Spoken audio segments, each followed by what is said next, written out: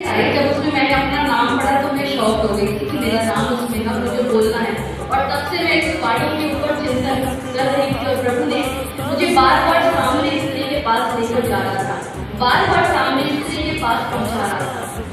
और कल तक भी, इवन आज सुबह तक भी मैं सामने स्त्री के बारे में ही सोच रही थी कि प्रभु सामने स्त्री में ऐसा क्या था। जब मैं सामने के बारे में, सामरिया के बारे में सोचने लगी तो मैंने एनसाइक्लोपीडिया ओपन किया, बाइबल गूगल से ही किया, तो उसमें मैंने देखा कि शोमरोन और सामरिया एक ही है। जो कि एलिशा के टाइम में, अगर आपको याद होगा, शोमरोन में अकाल पड़ा था और कैसे वहां पर आराम सेना ने चुनाव किया था, ये वही शोमरोन है और जहाँ परमेश्वर कई बार अपने कामों को दिखा चुका है। यहेजकेल में भी उसका नाम दूसरे शब्दों में, जिसमें कि उनके 7 या 8 पापों के कारण यरूशलेम और सामरिया, इन दोनों से परमेश्वर रुष्ट हो गया था। और अब यही जो शोमरोन है ये सामरिया कहलाता है। और यहीं पर जो सामने स्त्री के साथ बात हो रही है, उस याकूब के कुएं पर परमेश्वर ने बताया कि याकूब का कुआं ये वो कुआं था जो कि उत्पत्ति 33 और 19 में पाया जाता है, जिसमें कि याकूब ने 100 शिनार, जो कि चांदी का सिक्का कहलाया जाता है, उससे मोल लिया था।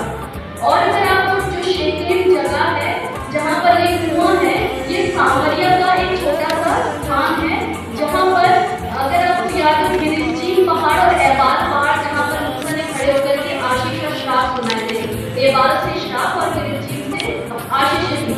तो ये कुआं, जो याकूब का कुआं जो शेकेम में है, वहाँ पर ये आशीष वाला पहाड़, जो कि गिरिजीम पहाड़ है, वहाँ है। सामने से वार्तालाप यीशु मसीह की हो रही है, जो ये बात कह रही है कि हमें पता है प्रभु पर्वत पर हम आराधना करने जाते हैं। ये पर्वत वही है जहाँ पर गिरिजीम पहाड़ है, जहाँ पर कान में टेंट बनाया गया था, वहाँ पर आराधना करने जाया करते थे। लेकिन इस सामरी स्त्री से परमेश्वर यीशु मसीह क्या बात कर रहे हैं? अगर आप देखें तो मैं बार-बार बहुत अपने आप को याद करी कि कहीं और यीशु मसीह ने ऐसी बातचीत करी।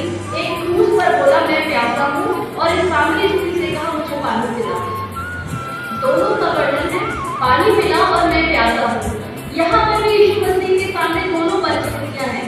अगर आप दोनों को कंपेयर करें तो ये जो याकूब का कुआं है, ये भी खरीदा गया, याकूब के द्वारा खरीदा गया, और खरीद करके अपनी जनरेशन को आगे जो उसके अनुयायी, जो याकूब के वंशज थे, उनको दे दिया गया, जिसमें सामरिया भी था, सामरी लोग भी आते थे। वैसे ही यीशु मसीह ने भी एक बहुत बड़ा कार्य क्रूस की, जहाँ सुंदरता की पहाड़ी थी, उस पहाड़ी पर भी एक बहुत बड़ी परचेजिंग करी, अपनी खुद की जान को दे करके यीशु मसीह ने पूरी मनुष्य जाति के उद्धार को खरीद लिया। शैतान ने जो चुरा लिया था, जो कैप्चर कर दिया था, उसको यीशु मसीह ने अपने प्राण देकर, जो कि सोने और चांदी कोई बैल और बकरी के समूह से नहीं, लेकिन अपने खुद परमेश्वर के निज पुत्र ने अपने प्राणों को दे करके उस जगह पर एक बहुत बड़ा दाम चुका करके खरीद लिया। सामरी स्त्री ने जब यीशु मसीह से बातचीत चल रही है, बहुत सारी भविष्यवाणियों की बातें यीशु मसीह कर रहा है, सामरी स्त्री भी जान रही है। यीशु मसीह की उस प्यास को बुझाने के लिए सामरी स्त्री ने काम किया, वो जाकर के पूरे सामरिया में खबर फैला दी कि देखो जिससे मैं बात कर रही हूँ, कहीं वो मसीह तो नहीं है। और सारे लोग आते हैं और यीशु मसीह के पास आकर बोलते हैं, तेरे कहने से विश्वास नहीं करते, हमने खुद जान लिया है कि ये परमेश्वर का पुत्र मसीह है।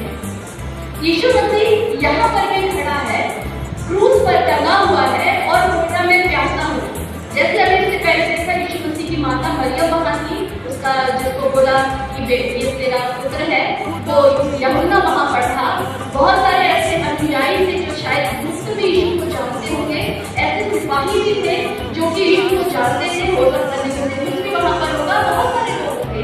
जब यीशु ने बोला मैं प्यासा हूँ, तो उसको प्यास बुझाने के लिए सिरका दिया गया।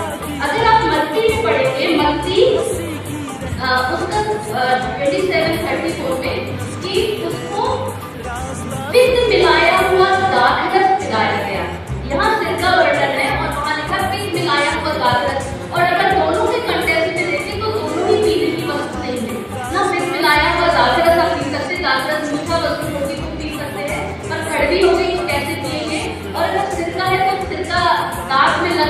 कभी टेस्ट करके देख लीजिएगा, पूरे दांत आपके खिलखिला जाएंगे। तो यीशु मसीह को क्या दिया पीने के लिए? सिरका या फिर मिलाया हुआ दाल। कोई भी व्यक्ति वहाँ नहीं था जो यीशु को पानी पिला सकता, या पानी को जूठे में डुबा करके यीशु के पानी से कोई नहीं था। आज हमारी परिस्थिति, यीशु मसीह ने एक बहुत बड़े कार्य उस पर पूरा किया।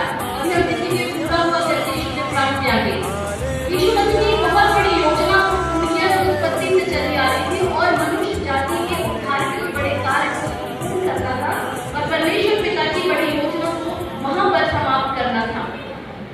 यीशु मसीह ने काम कर दिया। अब उसने बोला अब तुम्हारा काम है। अगर आप देखें मत्ती उसके 17वां अध्याय में लिखा है कि यदि कोई मेरे पीछे आना चाहे तो अपना क्रूस उठाए और मेरे पीछे बोले। आप अगर यीशु का क्रूस उठाएंगे, यीशु मसीह ने तो उठा लिया क्रूस, और यीशु मसीह क्रूस पे चढ़ गया, मर गया और गाड़ा रास्ता सुखड़ा है, खुदा का थामे रखना हाथ, रास्ता सुखड़ा है।